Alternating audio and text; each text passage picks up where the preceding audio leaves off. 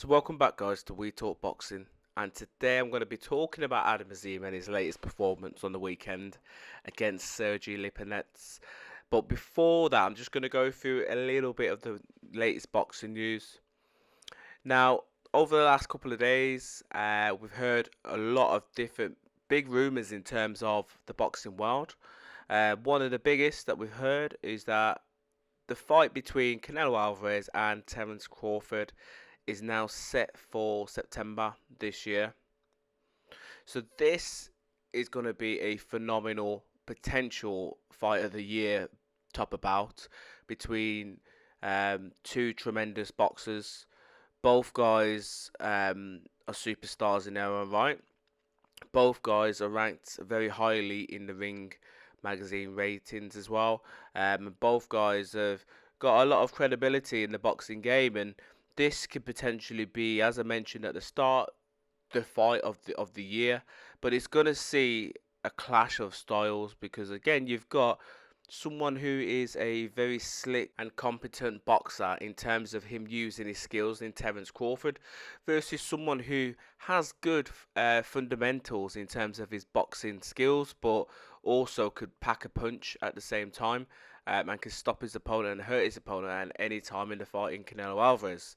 But yeah, this fight hasn't been announced in terms of what weight, but I'm assuming it's going to be 168. So you're going to see Terence Crawford jumping up a couple of weight divisions just to take on Canelo Alvarez.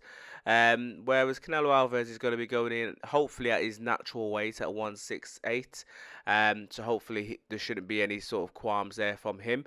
But it's going to be, as I said, a phenomenal event. And I'm presuming at this stage because it's only pretty much came out on the Ring Magazine's social media that the fight's been announced, that Turkey Al Sheikh has got something to do with it, which potentially we could see maybe a phenomenal card in terms of other big fights on the card as well.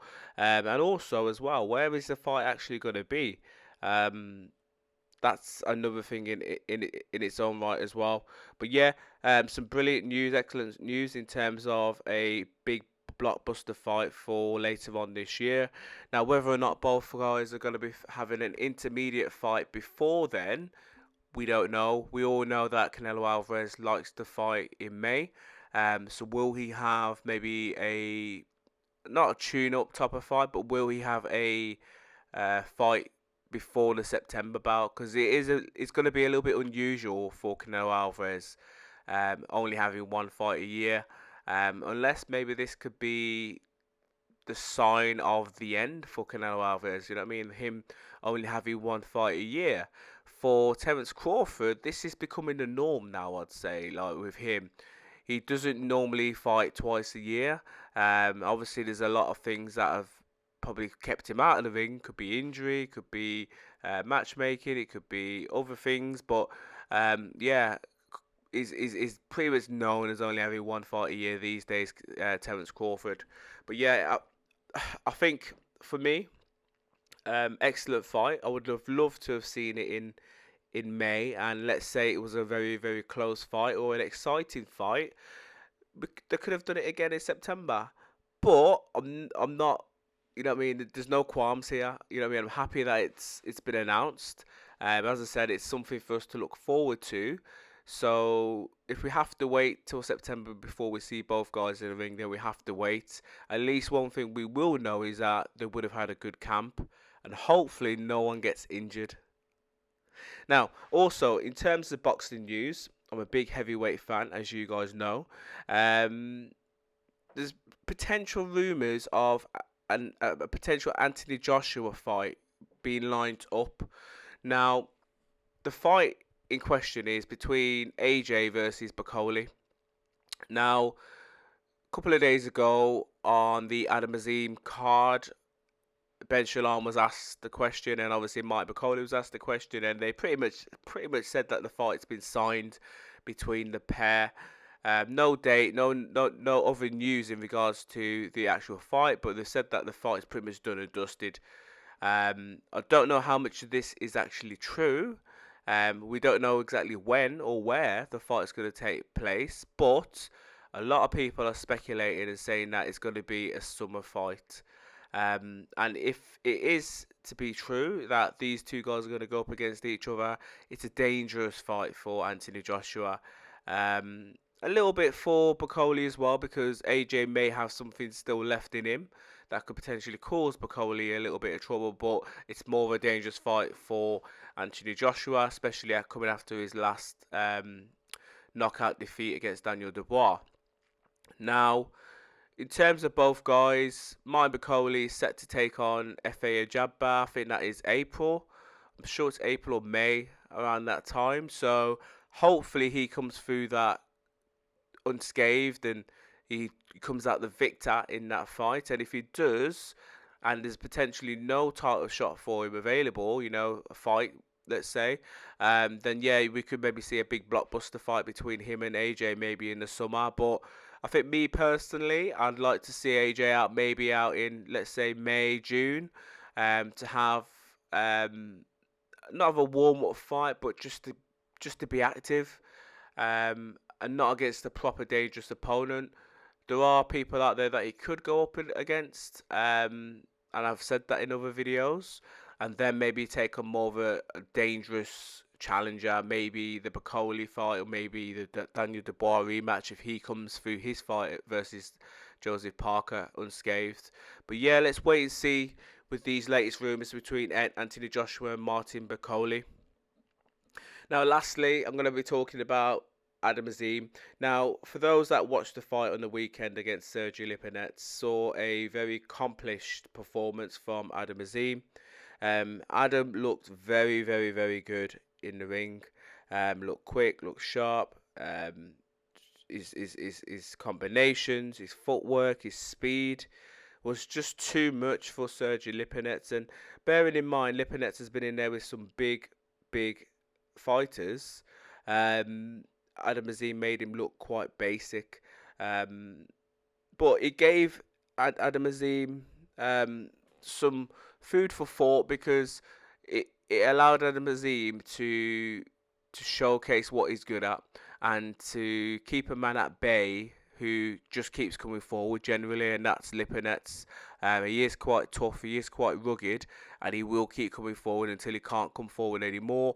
But Adam Azim, as I said, just looked a different class.